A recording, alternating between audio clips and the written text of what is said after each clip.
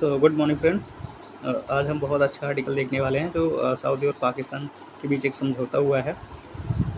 उसके संबंध में एक आर्टिकल आया है, बहुत शानदार आर्टिकल है। इसलिए कहते हैं कि आर्टिकल क्यों पढ़ना चाहिए। आपको इसको देखने के बाद आपको लगेगा कि इसको पढ़ने के बाद आपको लगेगा कि आर्टिकल क्यों पढ़ना चाहिए, ऐसा क्यों रिकमेंड करते हैं। ठीक है, आगे बढ़ते हैं। तो पहले बता देता हूँ कि इसको किसने लिखा है। तो इसको लिखा है महेश सचदेव ने लिखा है, माफ़ कीजिएगा, महेश सचदेव ने लिखा है, जो पश्चिम एशिया और तेल मामलों में विशेषज्ञता रखने वाले एक भारतीय राजदूत हैं। ठीक है, सेवानिवृत्त हैं। तो आगे चलते हैं, देखते हैं कि इसका बैकग्राउंड क्या है। सो हम पहले इसका बैकग्राउंड देख लेते हैं। 17 सितंबर 2025 को रियाद में सऊदी क्राउन प्रिंस मोहम्मद बिन सलमान और पाकिस्तानी प्रधानमंत्री शहबाज शरीफ द्वारा फील्ड मार्शल असीम मुनीर की उपस्थिति में रणनीतिक पारस्परिक रक्षा समझौता, जिसको SDMA शॉर्ट में कहा गया है। आगे हम SDMA का ही प्रयोग करेंगे। तो SDMA पर हस्ताक्षर अतीत के अनुभवों पर भविष्य की आशा की जीत है। ठीक है, सुन्नी बहुल, देखो जो सऊदी अरब है वो सुन्नी मुसलमान वहाँ ज़्यादा हैं, और पाकिस्तान में कई समानताएं हैं। ठीक है, वहाँ पे कई सारे हैं, जैसे सुन्नी भी हैं और दूसरा भी जो ग्रुप है उनका वो भी है लेकिन उनके बीच कई महत्वपूर्ण मतभेद भी हैं। ठीक है, इसके चलते रक्षा सहयोग को सीमित करते हैं। इसके अलावा उनके बीच परस्पर विरोधी खतरे की धारणाएं भी हैं। आप पहले भी पढ़ सकते हैं या मेरे साथ भी पढ़ सकते हैं। ठीक है, अब आगे बढ़ते हैं। इससे प्रश्न उठता है कि क्या हालिया समझौता प्रभावी और टिकाऊ होगा। ठीक है, ये प्रश्न उठता ही है कि क्या वो टिकाऊ होगा, क्योंकि पाकिस्तान के साथ और सऊदी के साथ तो इसी के संबंध में है। क्या दक्षिण पश्चिम एशिया पर इसका क्या प्रभाव पड़ेगा, खासतौर पर भारत पर इसका क्या प्रभाव पड़ेगा, वो हम आगे देखेंगे। ठीक है, थोड़ा सा इनके बैकग्राउंड की बात कर लेते हैं, उतार चढ़ाव की बात कर लेते हैं। इनका अगर बैकग्राउंड देखोगे पाकिस्तान और सऊदी का बीच का, तो रक्षा संबंध जो है 1951 से चले आ रहे हैं। इनका स्वर्णिम काल 1979 to 89 था, यानी कि 1900 कह सकते हैं आप 79 से लेकर 89 तक इनका जो कोऑपरेशन था, बहुत उसका स्वर्णिम काल था। लगभग 20,000 सैनिक, जब लगभग 20,000 सैनिकों वाली पाकिस्तानी सैन्य टुकड़ी, यानी कि पाकिस्तान की सेना के 20,000 जो जवान थे वो सऊदी अरब में पवित्र हरम और अल सऊद की रक्षा के लिए तैनात की गई थी। यानी कि 1979-89 के बीच में पाकिस्तानी सेना यहाँ पे तैनात की गई थी उसकी रक्षा के लिए। साथ ही ईरान और यमन के विरुद्ध कवच के रूप में भी कार्य कर रही थी। हालांकि आपसी मतभेदों ने जल्द ही इसी समस्या को इस समीकरण को धुंधला कर दिया। ठीक है, धारणा के स्तर पर सऊदी अरब जो सऊदी नेतृत्व ने पाकिस्तानी टुकड़ी के साथ वेतनभोगी प्रोटैरियन गार्ड्स जैसा व्यवहार किया था। किसने किया था ऐसा व्यवहार? सऊदी अरब ने किया था इनके साथ, सैनिकों के विरुद्ध। ठीक है, पाकिस्तानी शीर्ष अधिकारी जो अपने देश में कमान संभालने के आदी थे, उन्हें आदेश देने से चिढ़ गए थे। पाकिस्तानी टुकड़ी में शिया सैनिकों को शामिल न करने के सऊदी अरब के आग्रह ने अक्सर सौदे को बिगाड़ दिया। 1990 तक पूरी टुकड़ी को वापस भेज दिया गया, यानी कि जो तैनात किए गए थे 20,000 सैनिक, उसको 1990 तक वापस भेज दिया गया। और 1990 में कुवैत पर इराकी आक्रमण से लेकर 2015 में यमन के गृह युद्ध तक सऊदी अरब के सामने आने वाले खतरों के दौरान पाकिस्तान ने तैनाती के सऊदी आह्वान को अस्वीकार कर दिया, जिससे सऊदी अरब को काफ़ी निराशा हुई। ठीक है, पाकिस्तान ने स्पष्ट रूप से अपनी सैन्य भागीदारी को विदेशी आक्रमणों से सऊदी अरब के 2 पवित्र हरमों की रक्षा तक सीमित रखा। तो ये थोड़ा सा बैकग्राउंड चल रहा है। अभी आगे देखते हैं कि पेंटागन, आप पेंटागन को तो जानते होंगे, जो अमेरिका की एजेंसी है, रक्षा एजेंसी है वहाँ की। पेंटागन ने पारंपरिक रूप से सऊदी पाकिस्तान रक्षा संबंधों को आधार प्रदान किया है। ठीक है, यानी कि वो उसके फेवर में थे पहले। हालांकि यह अदूरदर्शी दृष्टिकोण है, वर्तमान मामले में भी घटनाक्रम संयुक्त राज्य अमेरिका की भागीदारी का संकेत देता है। यानी कि अभी जो ये हुआ है उसमें भी अमेरिका की भागीदारी का संकेत है।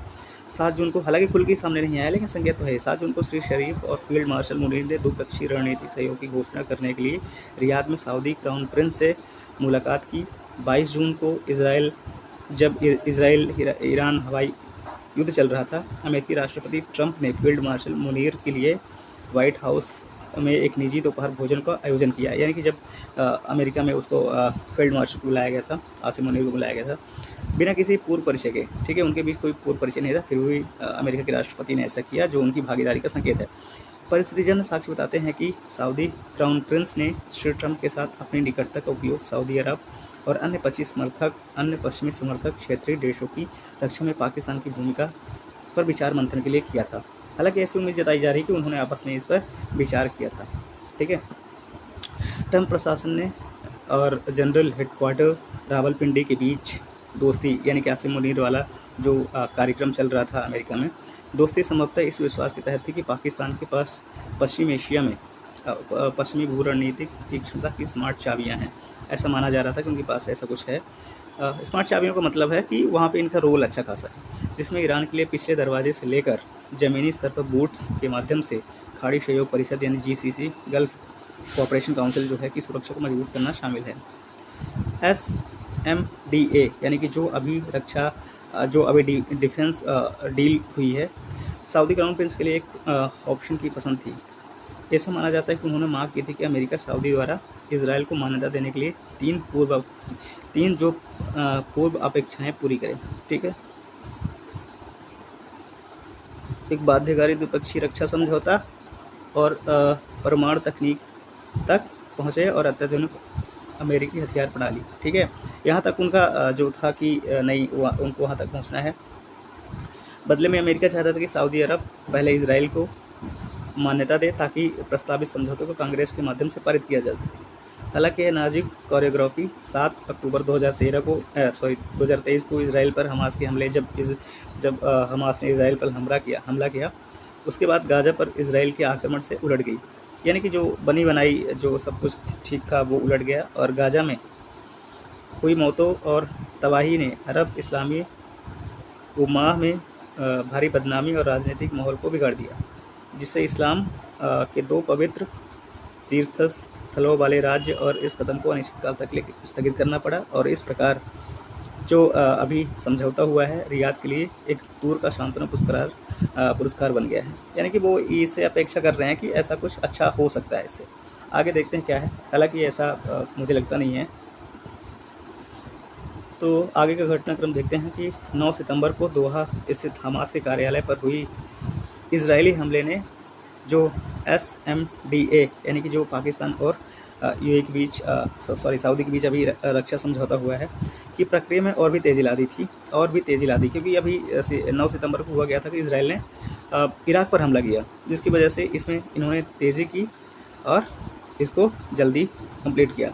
यह GCC के सदस्य यानी गल्फ कोऑपरेशन काउंसिल के सदस्य यानी कतर पर पहला इजरायली सैन्य हमला था। पहली बार इसराइल ने वहाँ पे हमला किया था जहाँ पश्चिम एशिया में अमेरिका का सबसे बड़ा सैन्य अड्डा है, वहीं पे इन्होंने कर दिया। और इसका अमेरिका के साथ रक्षा समझौता है। हालांकि वाशिंगटन ने यह स्वीकार किया है कि उसे इसराइल द्वारा पहले से सूचित किया गया था, लेकिन उसने अपने कर्तव्य के अनुसार देश का बचाव नहीं किया और यह आश्वासन देने में कोई कसर नहीं छोड़ी कि ऐसे हमले दोबारा नहीं होंगे। इस घटना ने सऊदी अरब सहित GCC जो गल्फ कोऑपरेशन काउंसिल के देशों को दिए गए अमेरिका की सुरक्षा आश्वासन की विश्वसनीयता को धूमिल कर दिया है। जब इसराइल ने इराक पे हमला किया तो भाई सीधी सी बात है कि वो ये सोचेंगे कि हम पे हमला हो सकता है। शायद यही वजह रही होगी कि उन्होंने ये डील साइन की। इसका एनालिसिस देख लेते हैं, थोड़ा सा गणना देख लेते हैं। ऐतिहासिक रूप से रियाद जो इराक की राजधानी है, सॉरी इराक की नहीं, ये सऊदी की राजधानी है, ने अपनी जनता के राजनीतिक ध्रुवीकरण से बचने के लिए अपनी धरती पर किसी भी अरब सैन्य टुकड़ी को तैनात करने से परहेज किया है। उसने पूर्व औपनिवेशिक शासक तुर्की से भी सैनिकों को न बुलाने का फैसला किया है। 1990 और 91 के कुवैत युद्ध के दौरान इस्लाम के पवित्र तीर्थस्थलों की रक्षा के लिए सऊदी अरब में गैर मुस्लिम अमेरिकी और उत्तरी अटलांटिक सदी संगठन जो नैट है, आप उसको नाटो भी बोल सकते हैं, के सैनिकों की तैनाती ने शक्तिशाली सऊदी धर्मगुरुओं में गंभीर धार्मिक मतभेद पैदा कर दिया है।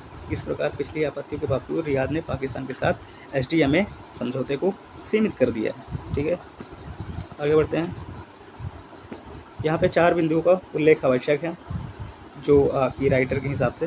पहला, सऊदी अरब 1991 से अपनी धरती पर विदेशी सेनाओं के बिना काफ़ी हद तक ठीक ठाक चल रहा है।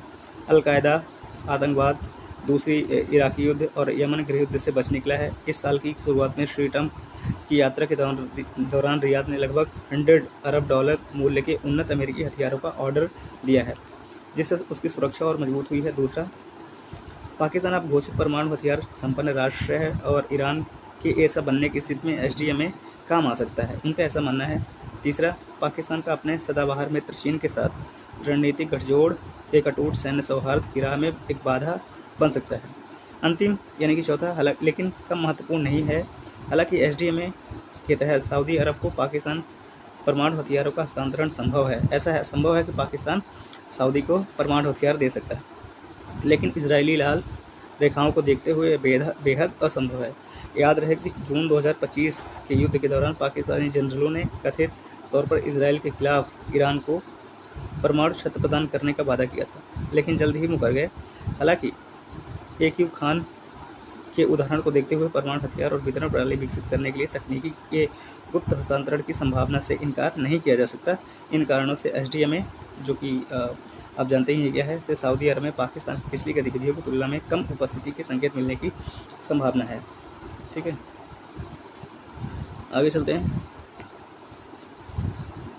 जो एसडीएमए है से इस्लामाबाद की गणना है रियाद से बिल्कुल अलग होने की संभावना है, यानी कि दोनों अपनी अपनी अलग अलग एनालिसिस कर रहे हैं। उसका सऊदी अरब के इशारे पर ईरान, यमन या इजराइल से लड़ने का कोई इरादा नहीं है। यानी कि मान लो कि इजराइल अटैक करता है सऊदी पर, तो इसका मतलब ये नहीं कि पाकिस्तान दौड़ के इजराइल से लड़ने चला जाएगा। ठीक उसी तरह जैसे सऊदी अरब दक्षिण एशियाई संघर्ष में भारत या अफगानिस्तान के खिलाफ सक्रिय सैन्य भूमिका नहीं निभाएगा। हालांकि वह सऊदी अरब की सुरक्षा का अपने बहुपक्षीय फायदों के लिए फ़ायदा उठाएगा। रियाद और वाशिंगटन से मिलने वाले IOU यानी मैं तुम्हारा एहसानमंद हूँ का जमकर मुनाफा कमाएगा, ताकि रक्षा उपकरण हासिल कर सके, सऊदी उपकरणों का प्रशिक्षण ले सके और अपने शीर्ष अधिकारियों की निजी स्थान बढ़ा सके। ठीक है, उन्हें भी यह उम्मीद होगी कि यह त्रिपक्षीय धुरी भारत के खिलाफ उसकी अंतर्निहित रणनीतिक कमजोरी को कम करेगी। पाकिस्तान अपनी मरणासन अवस्था को उभारने के लिए सऊदी अरब से बड़ी मात्रा में धन और तेल आपूर्ति की भी उम्मीद करेगा, ऐसा माना जा रहा है। ठीक है, इस प्रकार संतुलन के आधार पर जब तक कि सबसे खराब स्थिति सामने ना आ जाए तब तक सभी दांव बंद हो जाएं। एसडीएमए मूलतः दिखावे के लिए है, यानी कि जो अभी समझौता हुआ है लेखक के अनुसार वो एक दिखावे के लिए है और यह सुनिश्चित करने के लिए है कि इस्लामाबाद तेहरान से दूर रहे। तेहरान यानी कि ईरान से दूर रहे, ऐसा भी हो सकता है। ठीक है, अब देख लेते हैं कि इसका भारत के लिए क्या निहितार्थ है। ठीक, इसका भारत के लिए क्या निहितार्थ है, यानी कि भारत पर इसका क्या प्रभाव पड़ सकता है। एसडीएमए भारत को कहाँ छोड़ता है, ठीक है, ये सवाल है। यहाँ भारत के पास बहुत कम विकल्प हैं। ठीक, भारत दुनिया का तीसरा सबसे बड़ा तेल आयातक और बढ़ती तेल खपत वाले एकमात्र बड़ी अर्थव्यवस्था है। यह पारंपरिक रूप से सऊदी अरब का दूसरा सबसे बड़ा व्यापारिक साझेदार और कच्चा तेल खरीदार है। सऊदी अरब में सबसे बड़ा प्रवासी समुदाय सक्षमता और गैर हस्तक्षेप के लिए पसंद किया जाता है। यही वजह है शायद कि ज़्यादातर इंडियंस जो हैं सऊदी अरब में हैं, गल्फ़ कंट्रीज़ में हैं। 2014 से जारी ऊर्जावान कूटनीतिक ने भारत को सऊदी अरब के साथ मजबूत संबंध बनाने में सक्षम बनाया, जिससे द्विपक्षीय रक्षा और खुफिया जानकारी साझा करने का माहौल बना है। सऊदी अरब भारत में $100 अरब निवेश करने की योजना बना रहा है, हालांकि वास्तविक प्राप्ति अभी बहुत कम है। गौरव तल है कि एसडीएमए जो अभी पैक डील हुआ है between the Pakistan and Saudi की घोषणा करते हुए रॉयटर्स, जो कि एक न्यूज़ एजेंसी है, ने एक अनाम वरिष्ठ सऊदी अधिकारी के हवाले से कहा है, यानी कि अनाम मतलब उन्होंने अपना नाम नहीं बताया है, उसके हवाले से कहा है कि उन्होंने पाकिस्तान और भारत, जो कि परमाणु शक्ति भी है, के साथ संबंधों को संतुलित करने की आवश्यकता को स्वीकार करेगा। उन्होंने आगे कहा कि भारत के साथ हमारे संबंध पहले से कहीं अधिक मजबूत हैं।